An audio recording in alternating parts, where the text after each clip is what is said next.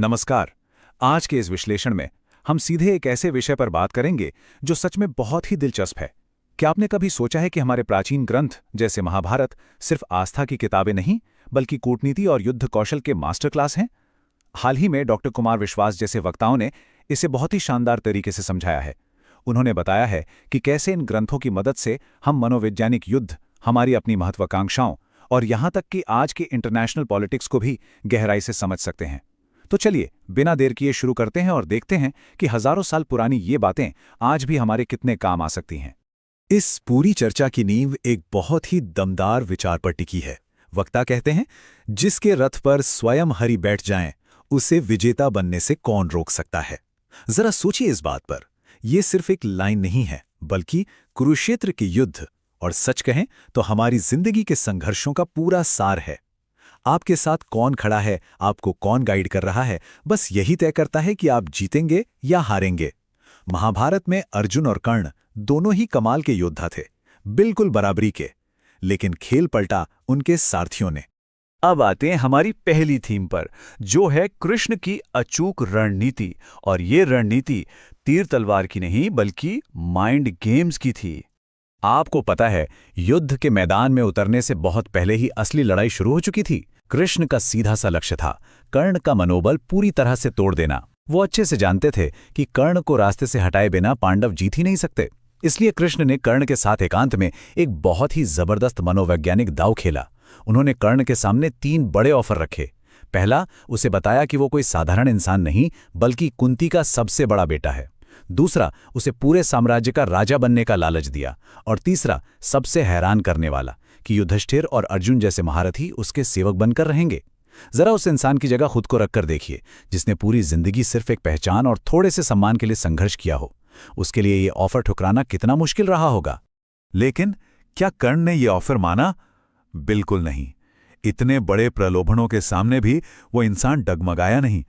उसने साफ कह दिया कि अगर उसे स्वर्ग का राज भी मिल जाए ना, तब भी वो अपने मित्र दुर्योधन का साथ कभी नहीं छोड़ेगा। सच में ये महाभारत के सबसे भावुक पलों में से एक है। कर्ण की इस अटूट निष्ठा को देखकर कृष्ण समझ गए कि वो उनके पाले में तो नहीं आएगा।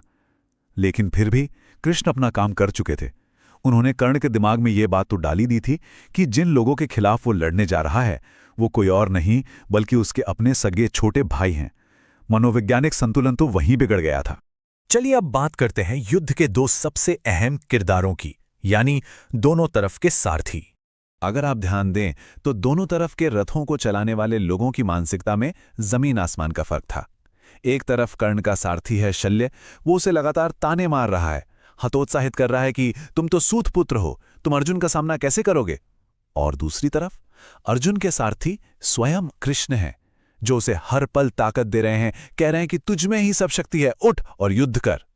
वक्ता हमें यही समझाना चाहते हैं कि कर्ण और अर्जुन की ताकत और हुनर में कोई कमी नहीं थी, लेकिन अर्जुन को उसके सारथी ने ऊर्जा से भर दिया, जबकि कर्ण को उसके अपने ही सारथी ने अंदर से खोखला कर दिया।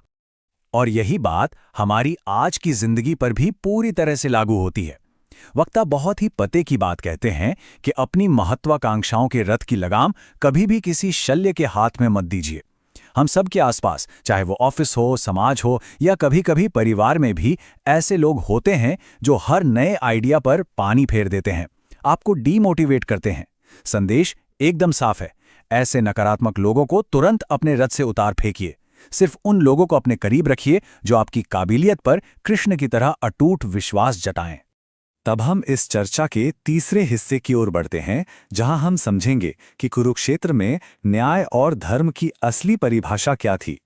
युद्ध अपने चरम पर था और तभी एक ऐसा मोड़ आता है जहां पुराने बने बनाए नियम और असली न्याय आमने सामने आ खड़े होते हैं। होता यह है कि कर्ण के रथ का पहिया कीचड़ में फंस जाता है। वो उसे निकालने के लिए नीचे उतरता है और ठीक उसी वक्त अपने गुरु के श्राप की वजह से वो ब्रह्मास्त्र चलाने की विद्या भूल जाता है। अब वो पूरी तरह से निहत्ता है और ऐसे में कर्ण धर्म की दुहाई देता है। वो कहता है कि युद्ध के नियमों के हिसाब से किसी निहत्ते पर वार नहीं करना चाहिए। अर्जुन भी एक पल के लिए हिचकिचाता है, लेकिन कृष्ण वो तुरंत आदेश देते हैं कि अर्जुन, यही सही समय है, बाण चलाओ और इसका वध कर दो। इस पर जब कर्ण तिल मिलाकर पूछता है कि ये कौन सा धर्म है, तो कृष्ण का जो जवाब था ना, वो सच में रोंगटे खड़े कर देने वाला है। कृष्ण एक एक करके उसकी सारी गलतियां गिनाते हैं। वो पूछते हैं कि जब एक निहत्थे 16 साल के बच्चे अभिमन्यु को सबने मिलकर बेरहमी से मारा था, तब तुम्हारा धर्म कहाँ था? जब भीम को जहर दिया गया, लाक्षागृह में पांडवों को जिंदा जलाने की साजिश रची गई, तब धर्म कहाँ था? और सबसे बड़ी बात, जब भरी सभा में द्रौपदी का अपमान हुआ और तुमने उसे दासी कहा था, तब वो धर्म कहाँ सो रहा था? कृष्ण का तर्क एकदम सीधा था। जो इंसान खुद हमेशा अधर्म के साथ खड़ा रहा हो, उसे मुसीबत के वक्त धर्म की दुहाई देने का कोई हक नहीं है। इस पूरी घटना से वक्ता हमें धर्म का एक नया मतलब समझाते हैं। उनके मुताबिक धर्म का मतलब सिर्फ आंख बंद करके किताबी नियमों का पालन करना नहीं होता। जब आपका सामना पूरी तरह से अन्याय या अधर्म से हो रहा हो, तो उसे जड़ से मिटाना ही आपकी सबसे बड़ी प्राथमिकता होनी चाहिए। अगर उस बुराई को खत्म करने के लिए आपको पुराने नियमों या नीतियों को ताक पर रखना भी पड़े, तो वो भी अपने आप में एक बहुत बड़ा धर्म बन जाता है। तो क्या ये सारी बातें सिर्फ इतिहास के पन्नों तक सीमित हैं? बिल्कुल नहीं। आइए देखते हैं कि कैसे ये सब हमारी आज की राजनीति से जुड़ता है। वक्ता ने महाभारत की इन घटनाओं को सीधे तौर पर आज की राजनीति से जोड़ा है। वो कहते हैं कि जैसे कृष्ण ने न्याय के लिए नियमों की परवाह नहीं की, वैसे ही आज के कुछ राजनेता भी त्वरित न्याय देने के लिए पुराने और पारंपरिक कानूनों के दायरे से बाहर निकल जाते हैं। और कमाल की बात देखिए, वक्ता कर्ण की उस धर्म की दुहाई की तुलना सीधे आज के मानवाधिकार कार्यकर्ताओं से करते हैं। उनका तर्क है कि जैसे कर्ण को अपनी गलतियों के वक्त धर्म याद नहीं आया, वैसे ही अहमदाबाद ब्लास्ट जैसे बड़े आतंकी हमलों के वक्त ये मानवाधिकार की बात करने वाले लोग एकदम खामोश थे। यहां वक्ता बहुत ही स्पष्ट रूप से प्राचीन न्याय के इस नजरिए का इस्तेमाल करके आज के देशों की कठोर कार्रवाइयों को सही ठहराते हुए दिखते हैं। बात सिर्फ देश के अंदर की नहीं है। विदेश नीति यानी फॉरेन पॉलिसी को लेकर भी वक्ता का नजरिया महाभारत से ही प्रेरित है। उदाहरण के लिए भारत का रूस को समर्थन देना। वक्ता इसे कूटनीतिक धर्म कहते हैं, क्योंकि जब भारत की जरूरत थी तब रूस हमारे साथ मजबूती से खड़ा था, तो आज मित्रता का कर्ज चुकाना तो बनता है। इसी तरह जब अंतर्राष्ट्रीय संस्थाएं पाकिस्तान में हुई सर्जिकल स्ट्राइक की आलोचना करती हैं, तो वक्ता उन्हें उसी तर्क से जवाब देते हैं कि क्या अमेरिका ने ओसामा बिन लादेन को मारने से पहले संयुक्त राष्ट्र से कोई परमिशन ली थी? कुल मिलाकर वो इन प्राचीन उदाहरणों के जरिए आज के व्यवहारिक फैसलों और शक्ति प्रदर्शन का बचाव कर रहे हैं। और अपनी इन सारी बातों को वक्ता एक बहुत ही दमदार और राष्ट्रवाद से भरे वाक्य के साथ खत्म करते हैं। वो कहते हैं, अपना न्याय खुद, यही भारत है। ये लाइन बहुत कुछ कह जाती है। यहां आज के आधुनिक देश की ताकत को उसी प्राचीन अधिकार के बराबर खड़ा कर दिया गया है, जहां एक राष्ट्र खुद तय करता है कि उसके लिए न्याय क्या है और उसे कैसे लागू करना है, वो भी बिना किसी बाहरी दखल या अंतर्राष्ट्रीय दबाव के। तो आज के इस पूरे विश्लेषण को समेटते हुए मैं आपको एक बहुत ही गहरे सवाल के साथ छोड़कर जा रहा हूं। सोचिएगा जरूर, क्या सच्चा धर्म हमेशा नियमों की लकीर पीटते रहने में है, या फिर जब अन्याय अपनी हदें पार कर जाए तो उसे किसी भी कीमत पर मिटा देना ही असली धर्म बन जाता है? महाभारत के कुरुक्षेत्र से लेकर आज की दुनिया के राजनीतिक मंच तक ये एक ऐसा सवाल है जिसका शायद कोई एक सीधा जवाब नहीं है। आप क्या सोचते हैं?